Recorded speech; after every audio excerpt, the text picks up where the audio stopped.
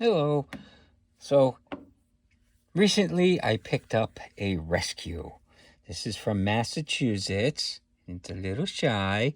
It's a Walther PPS M1, so it uses the European style paddle mag type paddle release. So it's a Massachusetts compliant thing, so that means that the trigger pull is outrageously heavy. So you need a power level of over 9,000 in order to pull the trigger. But, you know, like I said, I paid $250 for it used. And as you can see, I like the Walthers, so it's joining my family of other Walthers. So let's see what it weighs. So it weighs 21.8 ounces. And the trigger pull on it, it's empty. And it's pretty heavy considering it's mass compliant. So, yeah, 8 pounds, 11 ounces. So, if you're a trained martial art, you've trained under Master Roshi, you can easily pull the trigger. Otherwise, it's a pretty heavy trigger for a small compact gun. But that's Massachusetts law requires stuff like that. So it's been rescued, and now it's back up into New Hampshire, or it's into New Hampshire, where we don't need those type trigger things. So I may look to get a lighter trigger spring or something. But seeing as I got it used, I got the gun, I got the 1 7-round magazine, and I got a holster that I will probably never ever use because it's a crappy one. But so what it normally came with, though, is it came with a 7 and a 6-round magazine, which, as you can see, is pretty small. I tried to get more 7-round magazines, and nobody's got them. So what I got instead was some 8-round magazines. So as you can see, it sticks out a little further, gives you 1 extra round, compared to the 7-round magazines. So as you can see, it's a little bit bigger. But, they're easy to find in magazines for them, so I figured I'd get a few more. And if I can find some 7-round ones, I'll pick up some more 7-round ones. But another thing that it came with is it has interchangeable back straps, which supposedly you can hit that button and it comes off like that, and you can swap them out. Now, of course, being a used gun, I only got the 1, and this is the larger of the 2 back straps. So, I'm trying to put it back in, and it's not wanting to go in. So, give me a sec. Okay, so I'm fairly new with this, so I didn't know that you had to do that. See, there's a little notch right there, and there's a little pin right there. And in order to put it back in, you have to put the pin into where the notch is. And it's a pain to do. But from there, you can push it up in. And of course, I just had it, but now I'm trying to do it on the camera, and I can't get it to do it. There we go. So it pushes in, and then that snaps in place. So like I said, this is the larger one. Part of buying used is I didn't get the smaller one. I basically got the gun in the holster and the 1 mag. So, no big deal. So it's got a 3-dot sight on it. When it's cocked and ready to fire, you've got the little red dot there, and as you can see, it's empty. And then when you fire it, it comes out a little bit and then disappears. So that's when you know that it's been fired. So it's a pretty small gun. It's got like a 3-inch barrel on it, as you can see, compared to all the rest of the ones in the lineup. The CCP is about the same size. It's, a little bit different. The ergonomics on the CCP is definitely nicer than this. This is very thin. It's PPS stands for Police Pistol Slim, or a German version of that, but that's what the abbreviation is. So it's very slim.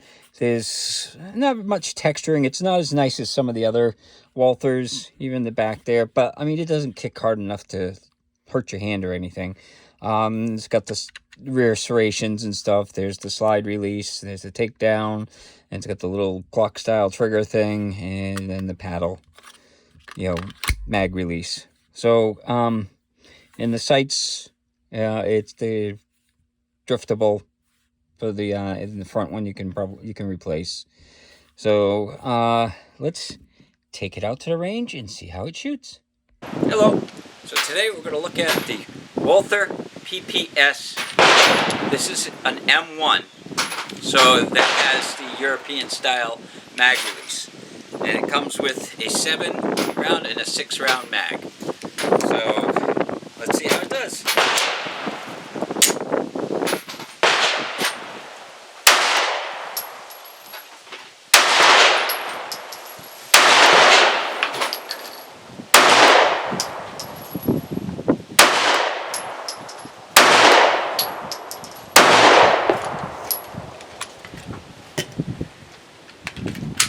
No problems with first mag.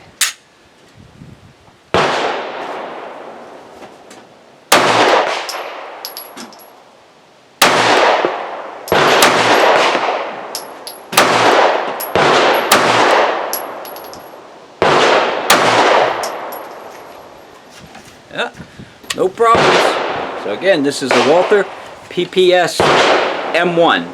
So it's got the European paddle mag with it.